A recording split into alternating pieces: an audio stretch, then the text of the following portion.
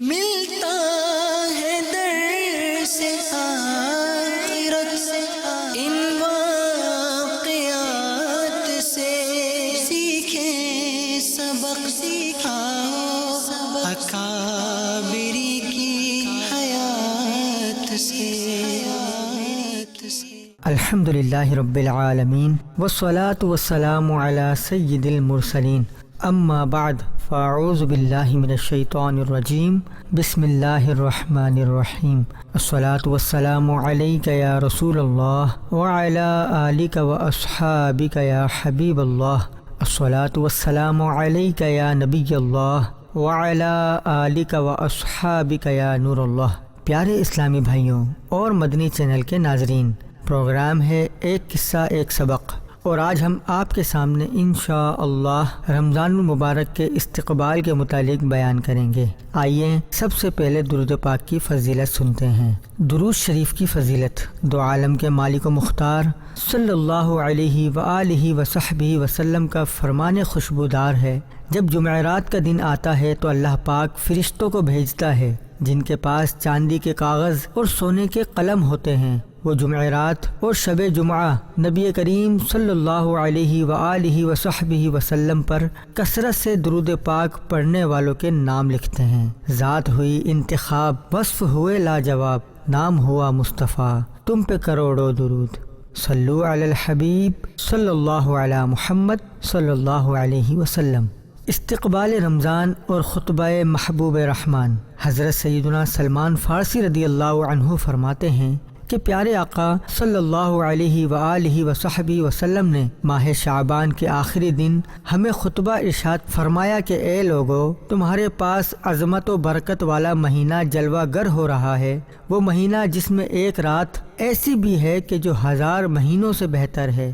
اللہ پاک نے اس ماہ مبارک کے روزے فرض فرمائے ہیں۔ اس کی رات میں قیام یعنی تراویح ادا کرنا سنت ہے۔ جو اس میں نیکی کا کام کرے تو ایسا ہے جیسے اور کسی مہینے میں فرض ادا کیا، اور جس نے اس میں فرض ادا کیا تو ایسا ہے جیسے اور دنوں میں 70 فرض ادا کیے۔ یہ صبر کا مہینہ ہے اور صبر کا ثواب جنت ہے۔ یہ غمخواری و بھلائی کا مہینہ ہے، اور اس مہینے مومن کا رزق بڑھایا جاتا ہے۔ جو اس میں روزے دار کو افطار کرائے تو یہ اس کے گناہوں کے لیے مغفرت ہے، اسے آگ سے آزادی بخشی جائے گی، اور اس افطار کرانے والے کو ویسا ہی ثواب ملے گا جیسا روزہ رکھنے والے کو ملے گا، بغیر اس کے کہ اس کے اجر میں کچھ کمی ہو۔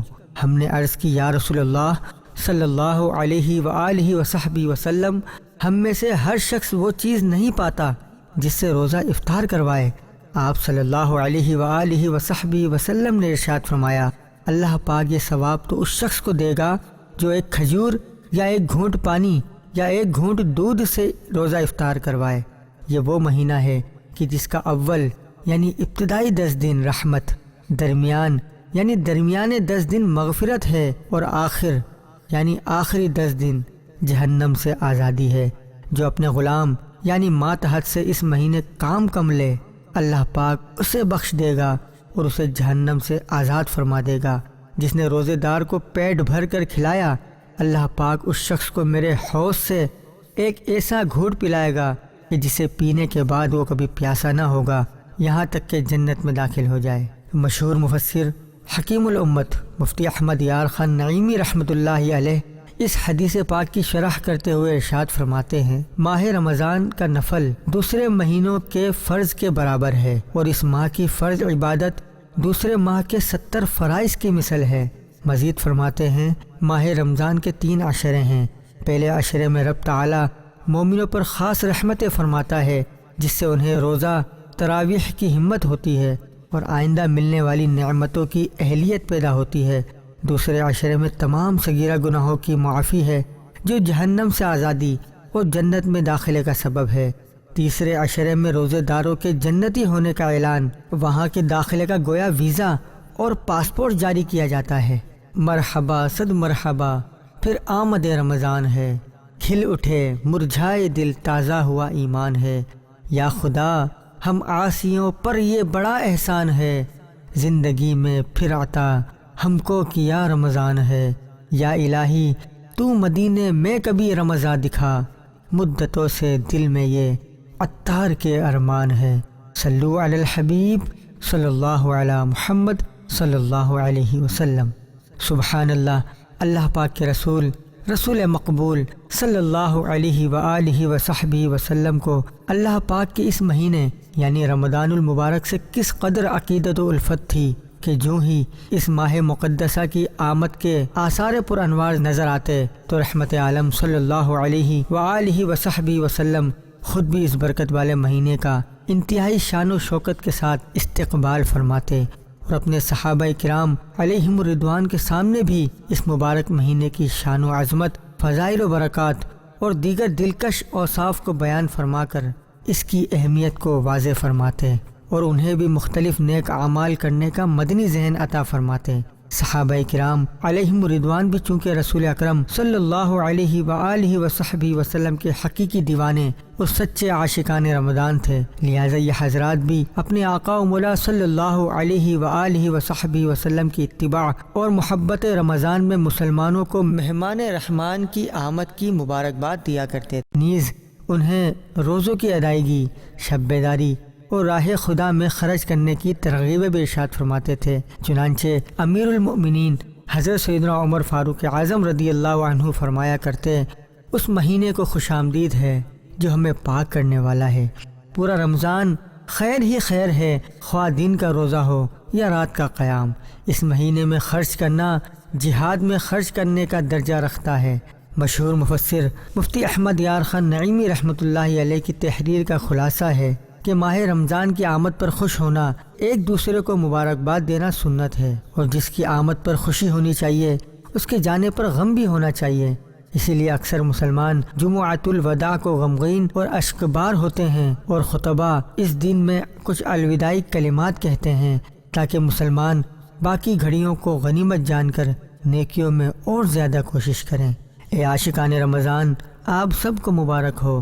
انشاءاللہ بہت جلد رمضان المبارک اپنے دامن کرم میں رحمتوں اور مغفرتوں کے پروانے لیے ہم گناہ گاروں کے درمیان جلوہ گر ہونے والا ہے کہ جس میں نفل عبادات کا ثواب فرضوں کے برابر اور فرضوں کا ثواب 70 گنا بڑھا دیا جاتا ہے۔ روزے داروں کے وارے ہی نیارے ہو جاتے ہیں اور بے شمار لوگوں کو جہنم سے رہائی کے پروانے تقسیم کیے جاتے ہیں۔ لہٰذا ماہ رمضان المبارک کی آمد کے موقع پر خود بھی خوشیاں منائیے اور دوسرے مسلمانوں کو بھی خوب مبارکباد پیش کیجیے۔ نیز اس مہینے کی آمد سے قبل دنیاوی معاملات سے فراغت پا کر نماز، روزوں، تلاوت قرآن، تراویح اور پورے ماہ یا کم از کم آخری عشرے کے اجتماعی اعتکاف کی برکتیں لوٹیے اور اپنے لیے راہ جنت کو آسان کیجیے۔ الحمدللہ عز و جل تبلیغ قرآن و سنت کے عالمگیر غیر سیاسی مسجد بھرو تحریک دعوت اسلامی کے سنتوں بھرے مدنی ماحول میں بھی رحمتوں اور مغفرتوں والے اس مقدس مہمان کی آمد پر خوشی کا عالم ہوتا ہے اور اس کا بھرپور طریقے سے استقبال کیا جاتا ہے،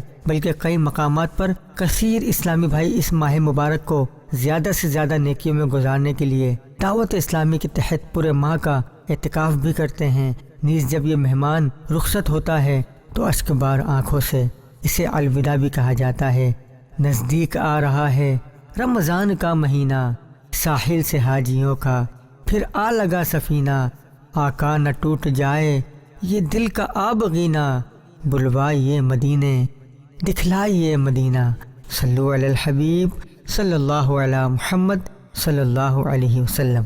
پیارے اسلامی بھائیوں، اس ماہ کی شان و عظمت کے پیش نظر علماء کرام نے اس کے کئی اسماء مبارکہ بیان فرمائے ہیں، مگر ان میں رمضان سب سے زیادہ مشہور و معروف ہے۔ آئیے اس مہینے کو رمضان کہنے کی چند وجوہات بھی سنتے ہیں۔ چنانچہ مشہور مفسر مفتی احمد یار خان نعیمی رحمۃ اللہ علیہ فرماتے ہیں، رمضان یا تو رحمان کی طرح اللہ پاک کا نام ہے، چونکہ اس مہینے میں دن رات اللہ پاک کی عبادت ہوتی ہے، لہٰذا اسے شہر رمضان یعنی اللہ پاک کا مہینہ کہا جاتا ہے۔ جیسے مسجد و کعبہ کو اللہ پاک کا گھر کہتے ہیں کہ وہاں اللہ پاک کے ہی کام ہوتے ہیں، ایسے ہی رمضان اللہ پاک کا مہینہ ہے کہ اس مہینے میں اللہ پاک کے ہی کام ہوتے ہیں۔ روزہ تراویح وغیرہ تو ہیں ہی اللہ پاک کے، مگر بحالت روزہ جو جائز نوکری اور جائز تجارت وغیرہ کی جاتی ہے وہ بھی اللہ پاک کے کام قرار پاتے ہیں۔ اس لیے اس ماہ کا نام رمضان یعنی اللہ پاک کا مہینہ ہے۔ یا یہ رمضاء سے نکلا ہے۔ رمضاء موسم خزاں کی بارش کو کہتے ہیں جس سے زمین دھل جاتی ہے اور ربیع کی فصل خوب ہوتی ہے، چونکہ یہ مہینہ بھی دل کے گرد و غبار دھو دیتا ہے اور اس سے اعمال کی کھیتی ہری بھری رہتی ہے، اس لیے اسے رمضان کہتے ہیں۔ یا یہ رمضان سے بنا ہے جس کے معنی ہیں گرمی یا جلنا، چونکہ اس میں مسلمان بھوک پیاس کی تپش برداشت کرتے ہیں۔ یا یہ گناہوں کو جلا دیتا ہے، اس لیے اسے رمضان کہا جاتا ہے۔ مزید فرماتے ہیں کہ لفظ رمضان میں 5 حروف ہیں، را، میم، ضاد، الف اور نون۔ را سے مراد رحمت الہی، میم سے مراد محبت الہی، ضاد سے مراد زمان الہی، الف سے مراد امان الہی اور نون سے نور الہی۔ رمضان میں 5 عبادات خصوصیت کے ساتھ کی جاتی ہیں۔ نمبر 1 روزہ، نمبر 2 تراویح، نمبر 3 تلاوت قرآن، نمبر 4 اعتکاف اور نمبر 5 شب قدر میں عبادات۔ تو جو کوئی صدق دل سے یہ 5 عبادات کر لے تو ان 5 انعامات کا مستحق ہے۔ ابر رحمت چھا گیا ہے اور سما ہے نور نور، فضل رب سے مغفرت کا ہو گیا سامان ہے۔ صلو علی الحبیب صلی اللہ علی محمد صلی اللہ علیہ وسلم۔ پیارے اسلامی بھائیوں، ماہ غفران ہم گناہ گاروں کے لیے خدا تعالیٰ کی طرف سے عطا کیا گیا ایک عظیم الشان تحفہ ہے۔ اس مقدس مہمان کی آمد تو کیا ہوتی ہے، عاشقان رمضان کی تو خوشیوں کو 4 چاند لگ جاتے ہیں۔ انوار رمضان کی روشنیوں سے فضا نور بار ہو جاتی ہے، عبادات کا ذوق و شوق کئی گنا بڑھ جاتا ہے۔ روزے رکھنے، تراویح کی سعادت پانے، ختم قرآن کی محافل سجانے اور شرکت فرمانے، سیر و افطاری کرنے کروانے، زکوٰۃ و فطرات، عشر و صدقات اور خیرات و مدنی عطیات ادا کرنے کروانے، تلاوت قرآن کرنے، رکوع و سجود میں مشغول رہنے اور مساجد کو آباد کرنے کا خاص اہتمام کیا جاتا ہے۔ الحمدللہ، مدینے کے تاجدار، دو عالم کے مالک و مختار صلی اللہ علیہ وآلہ وصحبہ وسلم نے بھی اپنی زبان حق کے ترجمان سے مختلف مواقع پر ماہ رمضان کی خصوصیات اور نوازشات کا تذکرہ کرتے ہوئے اس میں زیادہ سے زیادہ نیکیاں کرنے اور بارگاہ الہی سے تقسیم ہونے والے انعامات حاصل کرنے کی ترغیب دلائی ہے۔ آئیے آمد رمضان المبارک اور اس کی برکات پر مشتمل 3 فرامین مصطفیٰ صلی اللہ علیہ وآلہ وصحبہ وسلم سنتے ہیں اور نیت کرتے ہیں کہ خوب نیکیوں کے ذریعے اس ماہ مبارک کا بھرپور استقبال کریں گے۔ چنانچہ حضرت سیدنا ابو سعید خدری رضی اللہ عنہ فرماتے ہیں کہ اللہ پاک کے آخری نبی صلی اللہ علیہ وآلہ وصحبہ وسلم نے ارشاد فرمایا، جب رمضان المبارک کی پہلی رات آتی ہے تو آسمانوں کے دروازے کھول دیے جاتے ہیں اور آخری رات تک ان میں سے کوئی دروازہ بند نہیں کیا جاتا۔ جو بندہ مومن اس مہینے کی کسی رات میں نماز پڑھتا ہے تو اللہ پاک اس کے لیے ہر سجدے کے بدلے 1500 نیکیاں لکھتا ہے اور اس کے لیے جنت میں سرخ یاقوت کا ایک گھر بنا دیا جاتا ہے جس میں 60,000 دروازے ہوتے ہیں اور ہر دروازے پر سونے کی بناوٹ ہوگی جن پر سرخ یاقوت جڑے ہوں گے۔ جب بندہ رمضان المبارک کے پہلے دن کا روزہ رکھتا ہے تو اس کے گزشتہ رمضان سے لے کر اس دن تک کیے گئے صغیرہ گناہوں کو بخش دیا جاتا ہے۔ اس کے لیے روزانہ 70,000 فرشتے نماز فجر سے غروب آفتاب تک استغفار کرتے ہیں۔ اسے رمضان کے ہر دن اور ہر رات میں سجدہ کرنے پر جنت میں ایک ایسا درخت عطا کیا جاتا ہے کہ جس کے سائے میں کوئی سوار 500 سال تک چلتا رہے۔ حضرت سیدنا عبادہ بن صامت رضی اللہ عنہ سے روایت ہے کہ حضور صلی اللہ علیہ وآلہ وصحبہ وسلم نے رمضان کی آمد کے موقع پر ایک دن ارشاد فرمایا، تمہارے پاس برکت والا مہینہ رمضان آ گیا کہ جس میں اللہ پاک تمہیں غنی فرماتا اور تم پر رحمت نازل فرماتا ہے، گناہوں کو مٹاتا اور دعا قبول فرماتا ہے۔ اللہ پاک تمہاری نیکیوں کی رغبت دیکھتا ہے اور فرشتوں کے سامنے تم پر فخر فرماتا ہے، لہٰذا اس مہینے میں اللہ پاک کی بارگاہ میں اچھے اعمال پیش کرو، کیونکہ بدبخت وہی ہے جو اس مہینے میں اللہ پاک کی رحمت سے محروم رہا۔ یا خدا ماہ رمضان کے صدقے سچی توبہ کی توفیق دے دے، نیک بن جاؤں جی چاہتا ہے، یا خدا تجھ سے میری دعا ہے۔ حضرت سیدنا ابن عباس رضی اللہ عنہما فرماتے ہیں، میں نے سرکار صلی اللہ علیہ وآلہ وصحبہ وسلم کو فرماتے ہوئے سنا کہ بے شک جنت کو ایک سال سے دوسرے سال تک ماہ رمضان کی آمد کے لیے سجایا جاتا ہے۔ جب رمضان المبارک کی پہلی رات تشریف لاتی ہے تو عرش کے نیچے سے ایک ہوا چلتی ہے جسے مسیرہ کہا جاتا ہے۔ اس ہوا کے چلنے سے جنت کے پتے اور دروازوں کے پٹ ہلنے لگتے ہیں اور ایسی دلکش آواز پیدا ہوتی ہے کہ اس سے زیادہ خوبصورت آواز کسی نے نہ سنی ہوگی۔ پھر بڑی آنکھوں والی حوریں باہر نکلتی ہیں اور جنت کی بالکونیوں پر کھڑی ہو کر یوں پکارتی ہیں، کوئی ہے اللہ پاک کو پکارنے والا تاکہ وہ اس کی ہم سے شادی کرائے۔ پھر وہ پوچھتی ہیں، اے رضوان جنت، یہ کون سی رات ہے؟ تو حضرت سیدنا رضوان علیہ السلام لبیک کہتے ہوئے جواب دیتے ہیں، یہ ماہ رمضان کی پہلی رات ہے۔ اللہ پاک نے فرمایا، اے رضوان، جنت کے دروازے کھول دو، اے مالک جہنم کے دروازے بند کر دو، اے جبریل زمین پر جاؤ اور سرکش شیاطین کو زنجیروں سے باندھ کر سمندر میں ڈال دو تاکہ وہ میرے حبیب صلی اللہ علیہ وآلہ وصحبہ وسلم کی امت کے روزوں میں فساد نہ ڈالیں۔ پھر اللہ پاک رمضان کی ہر رات میں ایک منادی کو 3 مرتبہ یہ ندا کرنے کا حکم ارشاد فرماتا ہے کوئی مانگنے والا کہ جس کی مراد میں اسے عطا کروں، ہے کوئی توبہ کرنے والا کہ جس کی توبہ میں قبول کروں، ہے کوئی مغفرت چاہنے والا جسے میں بخش دوں۔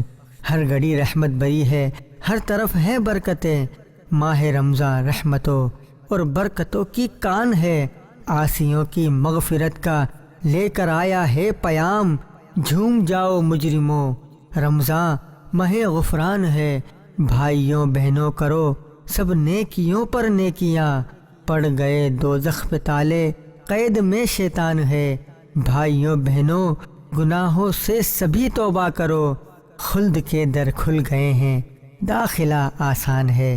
صلو علی الحبیب صلی اللہ علی محمد صلی اللہ علیہ وسلم۔